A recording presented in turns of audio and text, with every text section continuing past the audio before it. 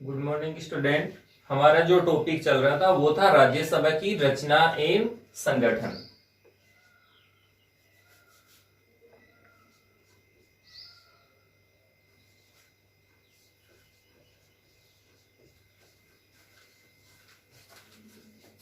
रचना एवं संगठन, ये हमारा टॉपिक चल रहा था और इसमें हमने एक बिंदु पढ़ लिया था, राज्य सभा की जो सदस्य हैं उनकी संख्या और उनके निर्वाचन पद्धति। यानी मुख्य टॉपिक तो यह था हमारा, ठीक है। और इसका जो पहला बिंदु था 1 नंबर, यानी सदस्य संख्या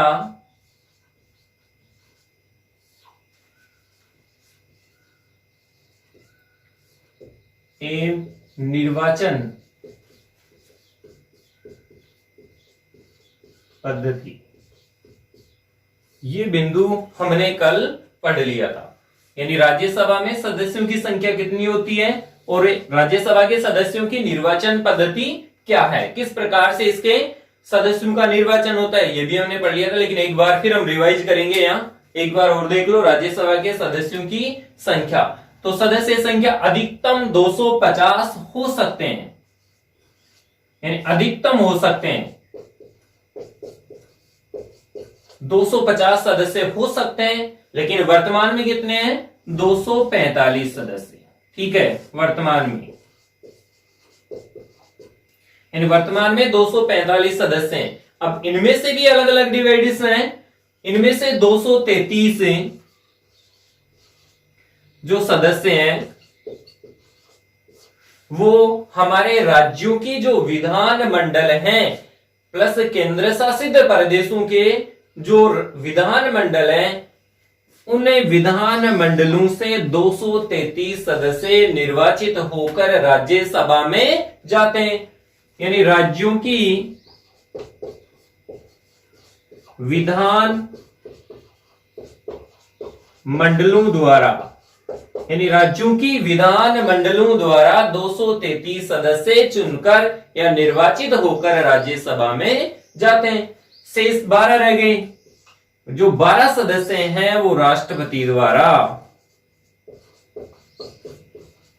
द्वारा मनोनीत होते हैं।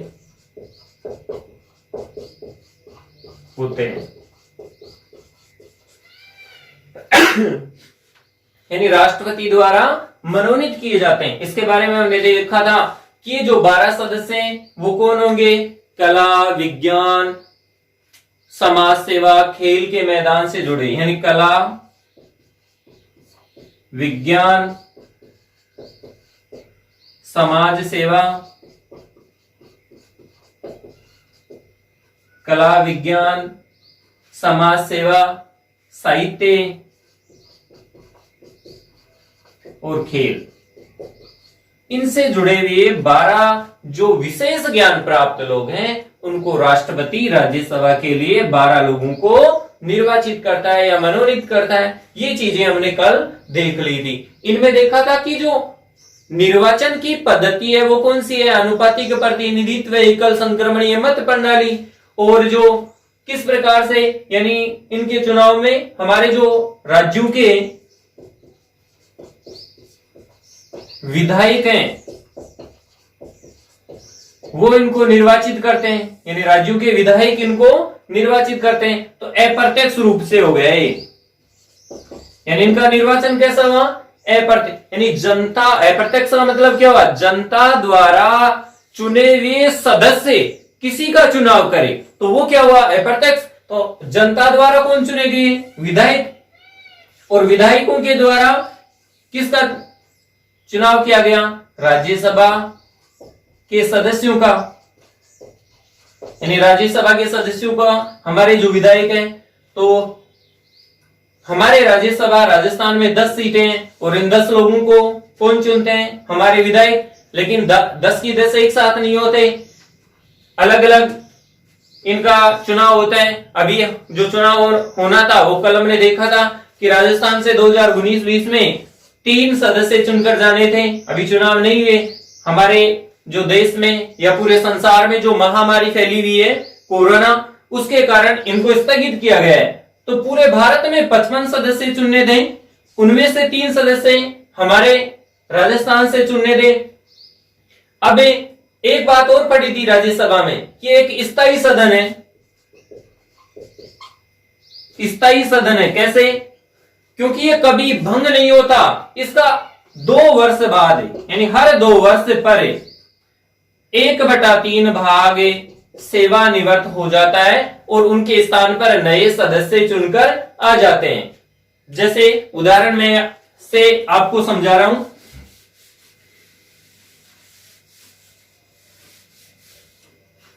हमारे पास ये 10 व्यक्ति हैं,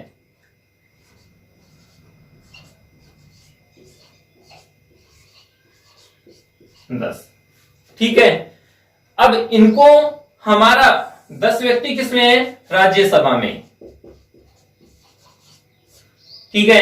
1/3 भाग कितना हो गया? 3 किया 9, लगभग 3 पॉइंट कुछ होता है।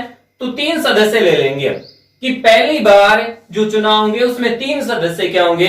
निर्वाचित। उदाहरण ले रहे कि हमारी राज्यसभा में 10 सदस्य हैं और उसका 1/3 भाग हर 2 वर्ष के बाद में निर्वाचित होकर आता है। जो 6 वर्ष का कार्यकाल होता है इनका, उनका कार्यकाल पूर्ण होने के बाद में नए सदस्य आ जाते हैं। तो ये इस प्रकार से ये सदस्य चुनकर क्या होंगे? नए आ जाते हैं। तो जैसे उदाहरण कि प्रारंभ में इनका चुनाव हुआ, ठीक है, ये सदस्य चुने गए, फिर 2 वर्ष बाद में 3 नए सदस्य होंगे इन प्रारंभ में। तो जब नए सदस्य आएंगे तो इनका कार्यकाल कितना हो जाएगा? 2 वर्ष का हो जाएगा, सबका 2 वर्ष,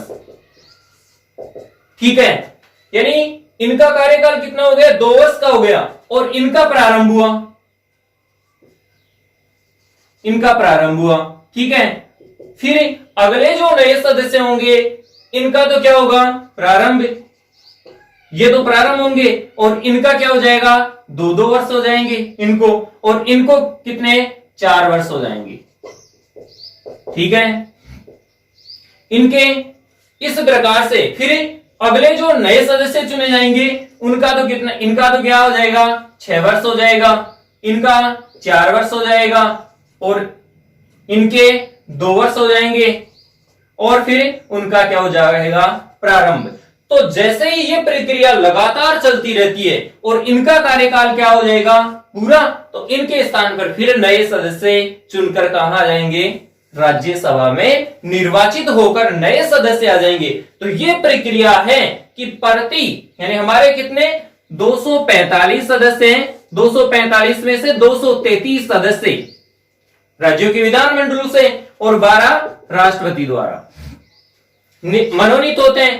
तो ये प्रक्रिया चलती रहती है कि हर 2 वर्ष के बाद में 1/3 सदस्य सेवानिवृत्त हो जाते हैं और उनके स्थान पर नए सदस्य निर्वाचित कर लिए जाते हैं। तो इस प्रकार से हमारे राज्यसभा के सदस्य क्या होते हैं? निर्वाचित होते हैं। अब जो विधायक हैं उनके लिए भी मैंने एक प्रक्रिया बताई थी, सूत्र था विधायकों की संख्या, यानी हमारी विधानसभा में कुल कितने विधायक हैं उनकी संख्या बटे निर्वाचित होने वाले सदस्य +1 और +1। तो ये फॉर्मूले के आधार पर निर्वाचित होंगे। जैसे उदाहरण लिया था हमने कि 200 राजस्थान विधानसभा के सदस्य, 3 सदस्य चुना निर्वाचित होंगे, 3 + 1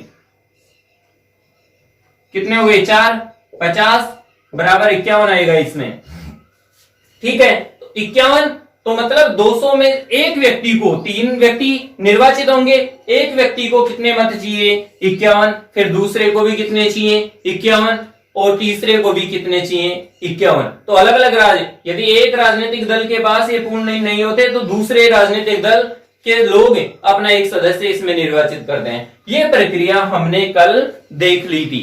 अब आज का जो हमारा अगला बिंदु है वो सदस्यों की योग्यताएं, यानी एक टॉपिक राज्यसभा की रचना और संगठन, इसका एक टॉपिक पूरा हो गया, वो है सदस्य संख्या और निर्वाचन पद्धति। अब जो दूसरा टॉपिक है हमारा वो है सदस्यों की योग्यताएं। यहां तक आपको मैंने लिखवा भी दिया था। और अब जो टॉपिक है कि जो राज्यसभा के सदस्य होंगे उनकी क्या क्या योग्यताएं होंगी। दूसरा बिंदु था वो योग्यताएं, यानी सदस्यों की योग्यताएं। ठीक है, ये बिंदु चलेगा आपका। अब इसमें देखेंगे हमें कि जो राज्यसभा है उसके सदस्यों के लिए क्या योग्यता होनी चाहिए। एक अंतर है लोकसभा और राज्यसभा में, और सारे वैसे की वैसे योग्यताएं होनी चाहिए, वो है आयु का डिफरेंस। लोकसभा में कम आयु के लोग निर्वाचित होते हैं तुलना में किसके, राज्यसभा के। तो देखेंगे यहां कि हमारे जो राज्यसभा है उसके सदस्यों की आयु कितनी होनी चाहिए, 30 वर्ष या उससे अधिक, यानी आयु 30 वर्ष या अधिक, यानी या तो 30 वर्ष होनी चाहिए या उससे अधिक होनी चाहिए। दूसरा, भारत का नागरिक, यानी कौन होना चाहिए, भारत का नागरिक होना चाहिए। दूसरी ये योग्यता है। तीसरी योग्यता है कि वह किसी लाभ के पद पर आसीन नहीं होना चाहिए, चाहे भारत सरकार हो चाहे राज्य सरकार, यानी राज्य सरकार द्वारा या भारत सरकार द्वारा प्राप्त किसी लाभ के पद पर आसीन नहीं होना चाहिए। तो तीसरा देखेंगे, भारत सरकार एवं राज्य सरकार द्वारा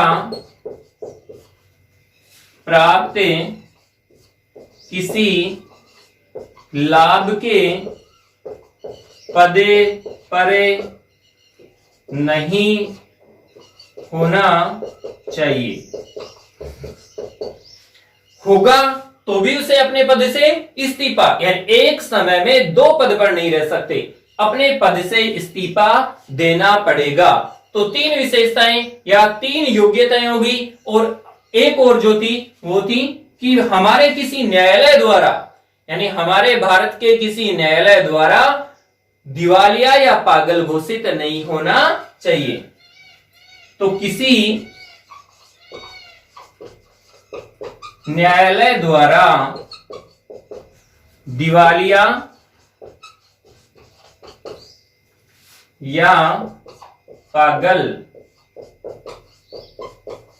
घोषित न हो, यानी दिवालिया भी नहीं होना चाहिए और पागल भी घोषित नहीं होना चाहिए। ये योग्यताएं क्या होंगी, हमारे राज्यसभा के सदस्यों के निर्वाचन या निर्वाचित होने के लिए आवश्यक है। एक बार देखेंगे कि उनकी आयु कम से कम कितनी होनी चाहिए, आयु 30 वर्ष। ठीक है, भारत का नागरिक होना चाहिए, भारत सरकार और राज्य सरकार द्वारा किसी लाभ के पद पर नहीं होना चाहिए। ठीक है, किसी न्यायालय द्वारा दिवालिया या पागल घोषित नहीं होना चाहिए। ठीक है, ये क्या है, राज्यसभा के सदस्यों के निर्वाचित होने के लिए योग्यताएं हैं। ठीक है, समझ में आ गया। ठीक है, लिख लो, ये पॉइंट डालो। पॉइंट नंबर है 2, राज्यसभा के सदस्यों की योग्यताएं। और योग्यताओं में लिखनी है पहली योग्यता है भारत का नागरिक हो, भारत का नागरिक हो, भारत का नागरिक हो। दूसरी, आयु 30 वर्ष या 30 वर्ष से अधिक हो, आयु 30 वर्ष या 30 वर्ष से अधिक हो।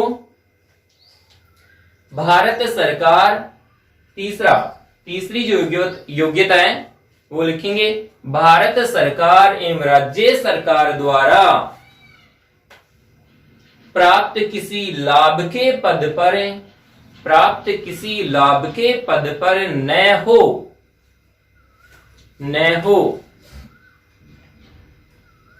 चौथी योग्यता है किसी न्यायालय द्वारा पागल एवं दिवालिया घोषित न हो। किसी न्यायालय द्वारा पागल एवं दिवालिया घोषित न हो। ठीक है। अब जो हमारा अगला टॉपिक है सदस्यों का कार्यकाल। तीसरा इसका टॉपिक है कार्यकाल।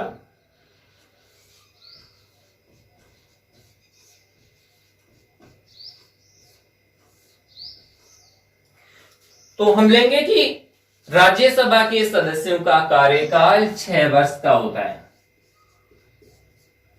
यानी 6 वर्ष के लिए ये चुने जाते हैं।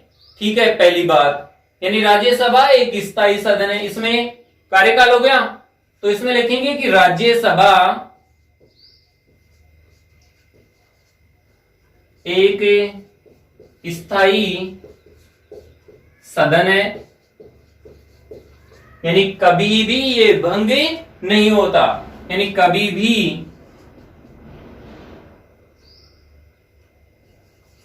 भंग नहीं होती। भंग का मतलब क्या हुआ? भंग शब्द है यहाँ। भंग का मतलब यह है कि जो टोटल 245 सदस्य हैं उनका कार्यकाल एक साथ कभी भी समाप्त नहीं होता। जैसे उधर लोकसभा में हमने देखा था कि प्रधानमंत्री की सलाह पर राष्ट्रपति द्वारा समय से पूर्व भी लोकसभा को भंग किया जा सकता है, लेकिन यहां ऐसा नहीं है। ये 6 वर्ष के लिए निर्वाचित होते हैं और अपना कार्यकाल पूरा करने के बाद में ही क्या करते हैं? सेवानिवृत्त होते हैं। ठीक है, तो कभी ये भंग नहीं होती। यानी इसका 1/3 सदस्य कार्यकाल, इसमें देखेंगे कि राज्यसभा का 1/3 भाग, यानी 1/3 भाग प्रति 2 वर्ष के बाद में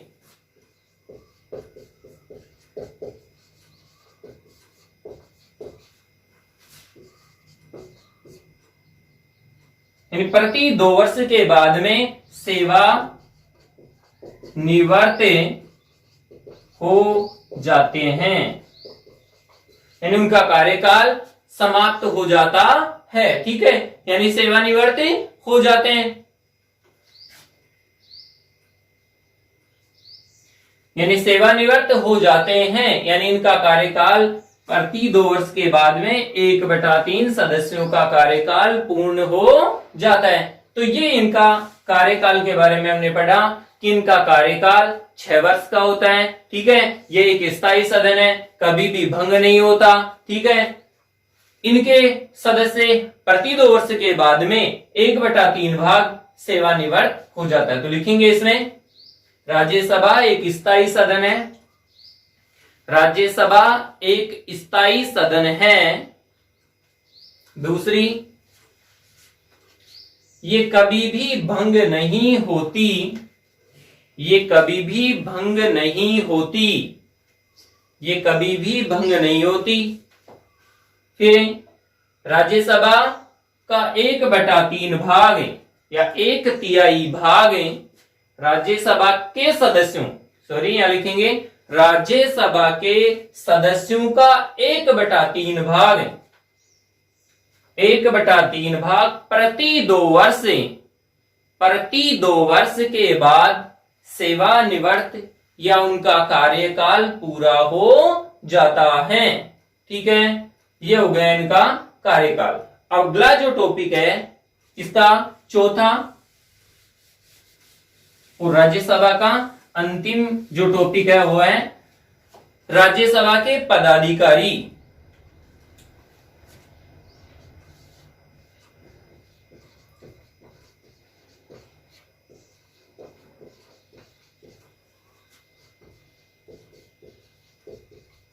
यानी पदाधिकारी, यानी इसके अधिकारी या इसके जो कार्य संचालन का काम है वो कौन करते हैं, तो हम इसमें देखेंगे कि इसके दो पदाधिकारी होते हैं।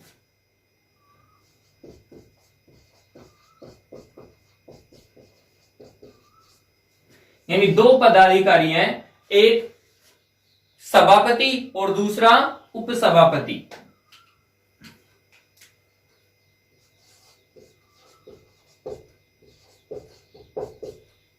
और दूसरा है उपसभापति। ठीक है, ये दो इसके क्या होते हैं, पदाधिकारी होते हैं। ठीक है, सभापति कौन होता है, जो भारत का उपराष्ट्रपति होता है वही इसका क्या होता है, सभापति। यानी सभापति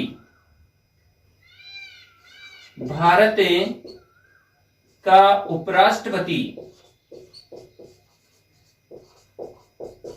ही इसका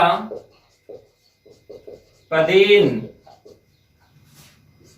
सभापति होता है। ठीक है, यानी सभापति भारत का उपराष्ट्रपति ही क्या होता है, इसका सभापति होता है। अब ध्यान देने की बात है कि राज्य सभा का जो सभापति होता है उसका कार्यकाल 5 वर्ष का होता है। आ गई समझ में? क्योंकि राष्ट्रपति कितने वर्ष के लिए निर्वाचित होता है, 5 वर्ष के लिए निर्वाचित होता है, जबकि उपसभापति का कार्यकाल 6 वर्ष का होता है। ठीक है, समझ में आ गई? राष्ट्रपति मतलब सभापति का कार्यकाल 5 वर्ष, उपसभापति का कार्यकाल 6 वर्ष। क्यों कि इसलिए होता है कि उपसभापति कौन होता है, अपने सदस्यों में से ही